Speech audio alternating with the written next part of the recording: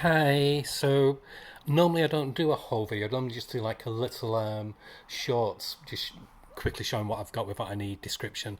But I thought I would do this time, just for, there's a few reasons why, and you'll find out. But it's only a small pile of comics, so let's begin. So first up, I got 2000 AD, really nice cover. 2000 AD on such a creative high at the moment, and it's not stopped for a year. Really gorgeous Judge Dredd strip here with art by Nick Percival. And then there's the continuation of the Road Trip story, which I absolutely love, with gorgeous art by Neil Edwards. I've sung his praises before, so I'll do it again because I really do like his art on Road Trooper. Then there's a new story which looks really good, and it's quite a chunky one in this issue.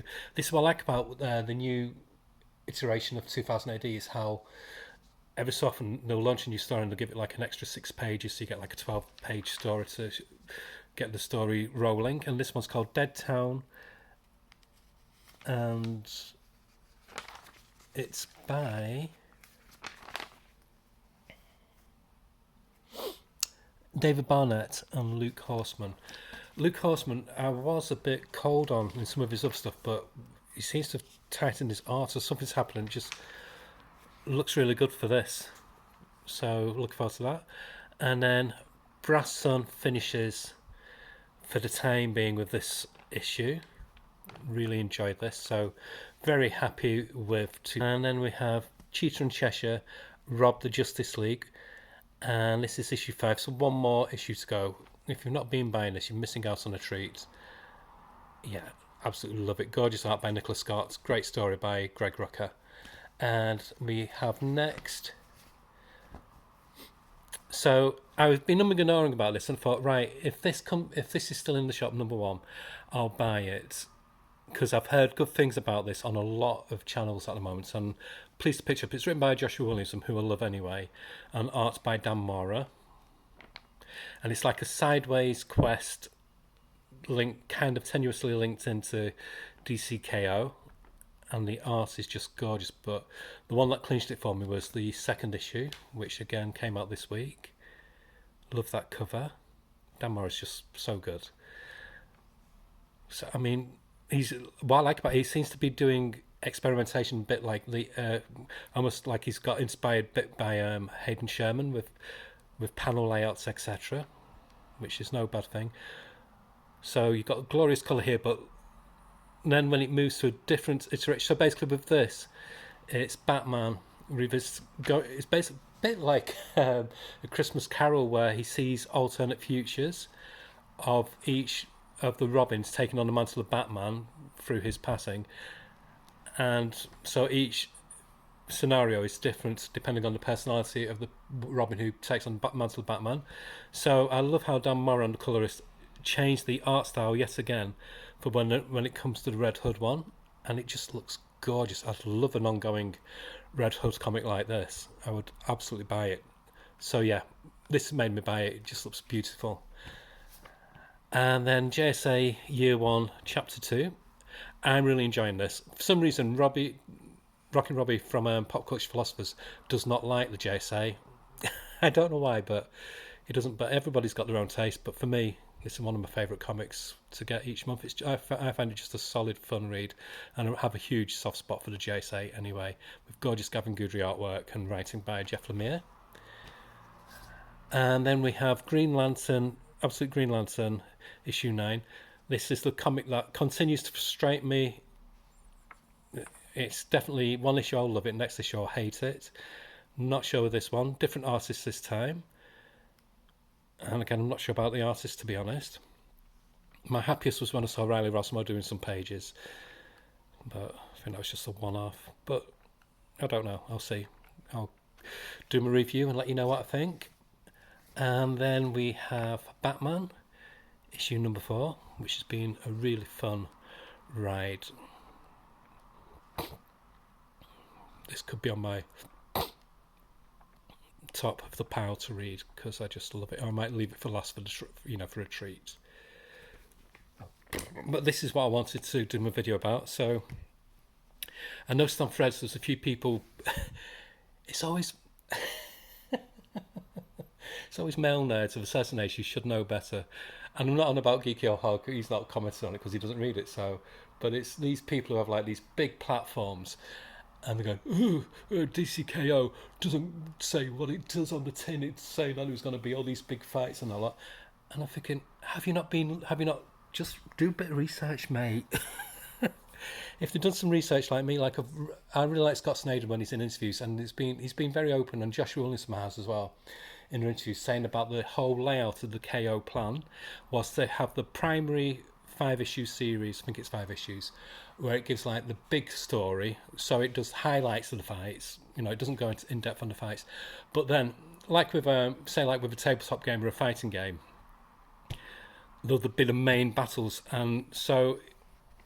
But obviously, the first issue is just the setup, laying out the groundwork, and it shows you the plan here. So each month's going to be a fight month, and you can basically pick and choose what fights you want to see. So you've got DCKO Superman versus Captain Atom, which is this issue, which has got writing by Joshua Williamson, art by Shon Izaki, who they're the team who did Green Arrow for a bit.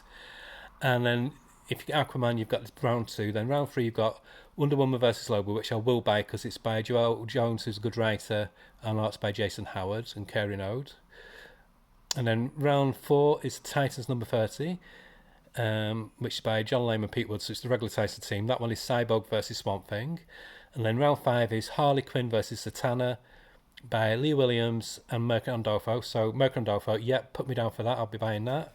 Round 6 is The Flash 28. I won't be buying the ones that are tied into comics. I'll just get the ones that are like independent. Then Superman 33, and then the final round, which is one I'll definitely be buying, is Red Hood versus Joker by Scott Snyder and Joshua Williamson with Dustin Nguyen on the artwork. I mean, come on. So, and again, before people say, "Oh, but it's $4.99." It's $4.99, all right, but it's a thick boy.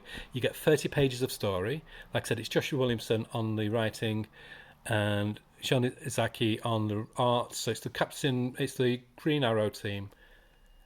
And I love Captain Atom anyway, since the 80s when they relaunched him with Pat Broderick on the artwork. So I am looking forward to reading this. So this is ticking all the boxes for me. This feels like a proper event. And like I said, it's an event where you don't religiously have to get every spin-off. You can just choose what you want to get.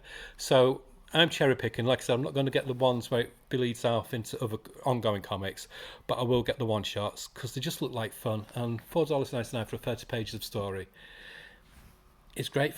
It's fun. It's a really fun event. I had no interest in the Doctor Doom one, not because it's Marvel. I've started reading quite a bit more Marvel than I normally do. It's just that this week there was nothing that I wanted from Marvel. I wanted to get Doctor Strange. I love Doctor Strange. It's my one of my favourite Marvel characters. But oh my god, the artwork looked like a YA graphic novel. It looked like something that was catered towards 12-year-olds. They gave Doctor Strange like manga eyes. It's like, what the hell? And it's set on Asgard. No problem with Asgard. I read the Mortal Thor, and I love that. But that's not Doctor Strange. I want Doctor Strange in New York, Bleecker Street, in his Sanctum Sanctorum with his wife, with all his cast, being a supernatural book, and it's not. It's for light. No, Marvel, why do you do this? Why do you fuck up your characters like this at the moment? Come on, please.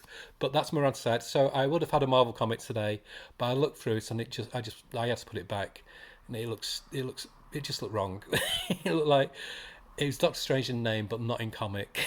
But that's by the by. So yeah, I'm loving this event. Oh yeah, I got derailed myself. So, like I said, there was the Doom, One World Under Doom, whatever it's called. And it just didn't interest me because there's loads of mini-series, not just one-shots, but mini-series tying into it. And I thought, no, it's too much. And from what I gathered, some people liked it. I know Geeky had a blast with it, which is brilliant. I'm really happy that he liked it. But other channels that I watched, whose opinions I respect Geeky Hogs as well. And they just didn't get anything from it. They just found it very bloated, very flabby, and a bit lazy. And the biggest critique they had was how the arts had no background on a lot of times, so it was confusing to know what you're actually looking at with different action-based events. So not each every event is not for everybody. Like I said, the Doom one wasn't for me, but the KO one is definitely for me. And I don't read that many events. The last one I read was Absolute Power, and that one frustrated me a bit. But I'm having a blast with this. It's big, dumb fun, but it knows it is, and that's what makes it elevated from what it should be. So that's it. That's why I just wanted to do this whole a bit longer, just give my penny's worth.